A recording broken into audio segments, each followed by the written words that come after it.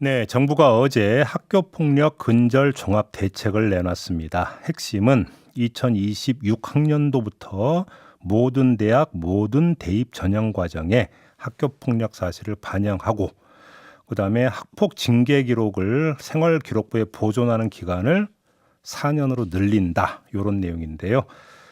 자, 이주호 사회부총리 겸 교육부 장관 연결해서 그 구체적인 내용 이야기해 보도록 하겠습니다. 나와 계시죠? 네, 안녕하십니까. 네. 지금 코로나 확진자하고 접촉을 하셔서 어제 대책 발표 때도 참석을 못 하셨다고 들었는데 어떻게 좀 괜찮으세요, 장관님? 네, 그 CPR 음성으로 나왔고요. 다행이네요. 네, 네. 이제 오늘부터 정상 출근합니다. 네. 관리 잘하시기 바랍니다. 네. 네, 네. 자, 일단 이거부터 이야기를 시작을 해야 될 것 같은데 학폭이 지금 많이 늘었고 오히려 또 양상이 좀 더 악성이나 이렇게 봐야 되는 겁니까? 어떻게 평가를 하세요, 교육부에서는? 그 이제 제가 사실 그 2011년에 이제 아주 충격적인 사건이 있었습니다. 그 학교 폭력으로 아이가 자살하는 사건이 있었는데요. 네네. 그때 이제 장관을 하고 있었거든요. 그래서 그때 학교 폭력 대책에 이제 큰 틀이 처음 나왔고요. 그래서 이제 계속 좀 감소를 하다가 2017년을 좀 기점으로 해서 이제 학교 폭력 응답이 또 이제 가파르게 지금 또 올라가는 것 같아요. 그래서 최근에 또 이제 뭐 그 드라마나 이런 걸 통해서도 이슈화도 되고, 네네. 그래서 학교 폭력은 정말 뭐 그 학교에서 가장 우선적으로 있어서는 안 되는 거거든요. 그래서 좀 철저하게 건절을 이번을 계기로 해서 건절할 수 있도록 해야 될 것 같습니다. 그러니까요. 이렇게 이제 그 네네. 피해자 입장에서 그게 평생 가는 경우도 참 많다 보니까 있어서는 안 되는 그렇습니다. 일이죠, 사실은. 네네네. 예. 근데 일단 좀 궁금한 게 왜 2026학년도부터예요? 그게 이제 입시가 예고제입니다. 예. 그래서 워낙 이제 정부 정책은 4년 예고를 해야 되고요. 이런 이제 또 이제 대교협이 발표하는 그 입시 요강 같은 것들이 있거든요. 네네. 그거는 또 2년 6개월 예고제라서 이번 대책은 이제 대교협 그 요강에 들어갈 수 있기 때문에 2026학년도 그러니까 이제 고1 아이들부터 이제 의무화가 되는 거고요. 내년에 고2 학생들은 자율적으로 대학들이 또 지금 이제 바꿀 수가 있거든요. 그래서 이런 분위기와 또 정부 정책에 호응해서 아마 대학들이 많이 이제 개선을 할 거라고 생각하고요. 그렇지만 이제 정책의 직접적인 반영은 고1 아이들부터 된다 이렇게 보시면 됩니다. 이거 이제 말 그대로 의무 적용이 되는 게 이제 2026학년도부터고 뭐 당장 그렇습니다. 내년부터도 대학 자율로는 얼마든지 가능하다 이런 얘기잖아요. 가능합니다. 뭐 예컨대 뭐 지금 이제 그 대학이나 전형에 따라서 차이가 많이 있을 수 있지 않습니까? 그렇죠. 그래서 예를 들어서 뭐 교사대 같이 인성을 많이 본다거나 또 학교장 추천 전형 같은 경우에는 아예 뭐 학폭 가해자들을 뭐 지원 자격에서 배제하는 것도 가능하게 되어 있습니다. 네. 지원 자격에서 배제까지. 그러니까 네, 제가 지금 그 질문 가능합니다. 드리려고 했는데 그러면 예를 들어서 감점을 한다면 몇 점을 감점하는지 이런 거 그냥 다 대학 자율이 되는 겁니까? 그렇습니다. 뭐 이게 앞에서 말씀드렸지만 대학이나 또 지원 뭐 제도의 입시 제도의 특성에 따라 가지고 중점적으로 보는 항목들이 틀리지 않습니까? 그러니까 그건 다 자율적으로 좀 허용을 해야 될 것 같습니다. 의무적으로 들여다보기는 하지만 어떻게 반영할지는 대학이 알아서 하는 것이다. 이렇게 정리하면 되는 거죠? 맞습니다. 네. 그런데 지금 여기서 이제 또 그렇게 되면 단순한 궁금증이 중학교나 초등학교 때 벌어졌던 학폭은 어떻게 되는 거냐라는 문제가 제기가 되는데 이건 어떻게 되는 겁니까? 중학교나 초등학교 때 학폭은 이제 이게 어차피 교육적인 거니까요. 이제 중학교 때 학폭 기록은 이제 고등학교에서 교육할 때 그게 활용되지 않겠습니까? 네네. 교사들이 보고 아이들 인성을 감안해서 또 이제 지도를 하고 하는 거니까 그렇게 이제 되는 거죠. 네. 그러면 예를 들어서 이제 생활기록부에 학폭 징계 사실이 기재되는 보관 기간이 2년에서 4년으로 늘리겠다라는 거잖아요. 그렇습니다. 그럼 이것도 네네. 고등학교에 한정되는 이야기가 되는 거죠? 그러니까 아니죠. 그러니까 생활기록부에 그렇죠. 고등학교 졸업 후에 4년간 이렇게 되는 거죠. 네. 그러면 예를 들어서 중학교에서 그러니까 만약에 학폭이 발생했다고 한다면 거기서 어떤 기록이나 이런 것들은 어떻게 되는지 이게 궁금해서 드리는 질문이거든요. 중학교에서 발생한 기록은 또 중학교에서 발생한 걸로 기록에 남아야 되겠죠. 근데 네. 그게 보관 기한이 어떻게 되는지 이런 것들은 그러니까 규정이 없는 건가요, 그러면? 그러니까 졸업 후 4년이기 때문에요. 이건 뭐 고등학교가 아니라 중학교, 초등학교도 다 공이 적용이 된다? 다 동일합니다. 네. 아, 그러면 예를 들어서 네. 그러면 초등학교 때 그 있었던 학폭은 4년이라고 한다면 경우에 따라서는 고등학교 때 이게 삭제가 될 수도 있겠네요, 그러면.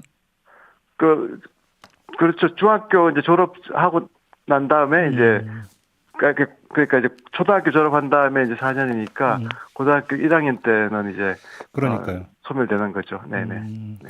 그래요. 알겠습니다. 근데 역시 제일 궁금한 건 네네네. 이건 학폭 징계 기록은 징계가 확정이 됐을 경우잖아요. 근데 이제 네네네. 문제는 그 징계가 확정이 되는 것을 막기 위해서 소송 지연 작전을 펴는 게 이제 가장 큰 문제로 제기가 됐던 거 아닙니까? 이 방지 대책이 네네네네. 있습니까?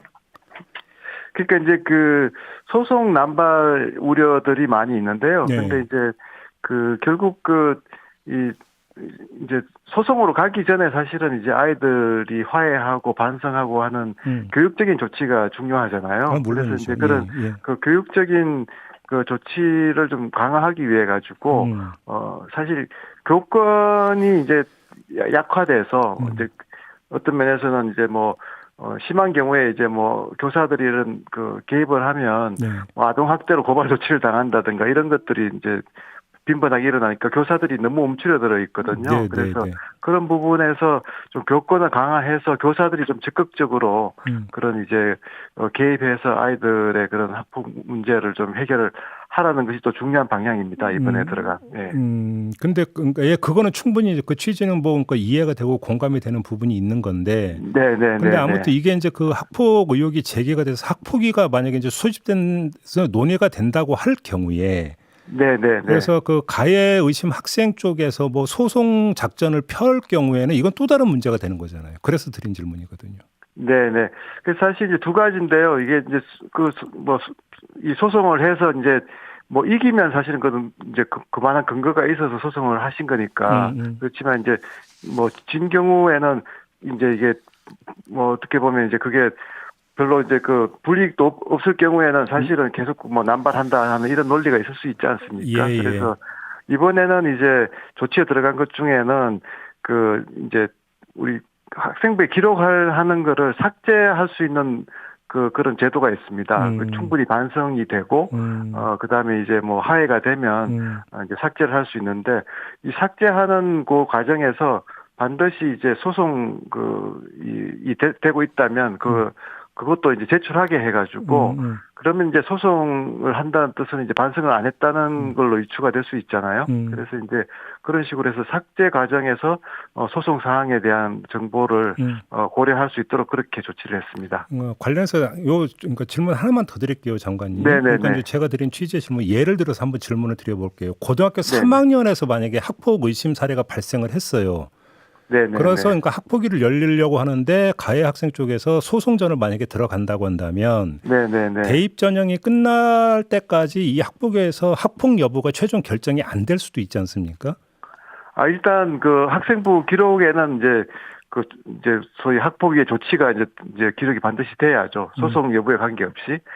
예, 그거는 뭐 소송 여부와 관계없이 기록되는 거기 때문에 일단은 이제 입시 반영이나 이런 거에는 반영은 된다. 반영이 되는 거죠. 예. 그래서 일부 보도를 보면 그래서 이 학폭 관련 소송 같은 경우는 좀 신속하게 진행할 수 있도록 협조를 요청한다 이런 대목도 있는 것 같은데 맞습니까? 특히 이제 학폭 관련해서 소송이 있을 경우에 이제 피해자가 사실은 이제 이제 참여해가지고 어떤 면에서 본인의 이제 진술권이 보장돼야 되거든요. 그렇죠. 그런데 그런 것들이 그동안 없었는데 그걸 또 보장하고 또 이제 불기 요청권도 부여를 해야 됩니다. 사실은 이번 이제 경우를 보면 그래서 이제 그런 소송이 됐을 때 피해자에게 이제 피해가 가중되지 않도록 하는 게 일단 우선인 것 같고요. 그리고 이제 말씀하신 대로 그런 이제 것들이 이제 기록 소송을 하기 때문에 학교가 그동안은 관행상 좀 기록을 좀 미루거나 이런 부분이 이번에 발견됐거든요. 그래서 그런 일이 없도록 소송과는 별도로 학생부 기재는 바로바로 하도록 그렇게 저희들이 현장에 지도를 할 예정입니다. 소송과는 별도로.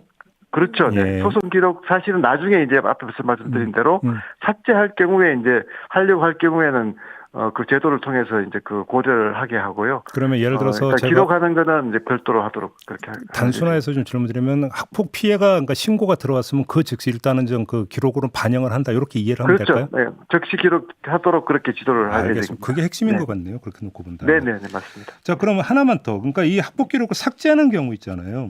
네네. 피해자의 동의가 없으면 삭제를 못 한다. 혹시 이렇게 되는 겁니까? 앞으로? 지금 예 맞습니다. 피해 학생의 동의 또 가해 학생의 반성 정도를 반드시 고려하도록 그렇게 이번에 조치를 했습니다. 근데 문제는 이게 그러면 이제 피해 학생의 동의를 구하는 과정에서 2차 가해가 또 발생할 수도 있는 거 아니냐 우려가 있던데 이건 어떻게 보세요? 뭐 이제 그것까지도 이제 걱정을 할 수 있죠. 그렇지만 이제 그렇게 해야만이 이제 사실은 그 진정한 이제 반성이 있었다 그렇게 할 수 있지 않겠습니까? 그래서 예, 그 부분은 그렇게 포함을 시켰습니다. 네. 알겠습니다. 그러면 만약에 이게 소송전으로 갈 경우에 물론 소송 이제 그 가해자 쪽에서 소송을 걸면 그러니까 주로 이제 뭐 그 학폭이나 학교 쪽이 될 가능성이 있지만 피해자가 되는 경우에 피해자에 대한 어떤 법률 지원 이런 것도 혹시 좀 강구가 됐습니까? 네, 이번에 사실 좀 많이 강화를 했습니다. 그래서 사실 피해를 당했을 때 학교 측에서도 이제 좀 이렇게 좀 밀착 지원이 잘 안 됐던 부분이 있었거든요. 그래서 일단 이제 그 학교폭력 책임교사가 학교마다 있습니다. 이제 부장 선생님들. 그래서 이분들이 좀 밀착해서 그 좀 하려면 이분들한테 좀 수업 실수도 감면해드려야 되고 좀 인센티브도 더 필요하다고 생각합니다. 워낙 또 몰릴 때는 뭐 몇 건씩 같이 몰릴 수가 있기 때문에. 그리고 이제 교육청에 이제 학교폭력 그 전담 지원관을 둬가지고 뭐 은퇴한 교사일 수도 있고요. 그래서 그 이분을 파견해서 좀 책임 교사하고 이제 같이 좀 이렇게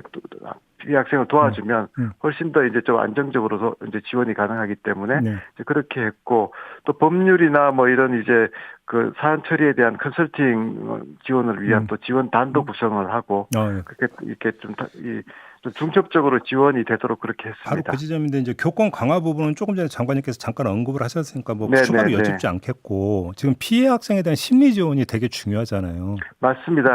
좀 구체적으로 좀 설명을 해주세요. 어떻게 되는 겁니까?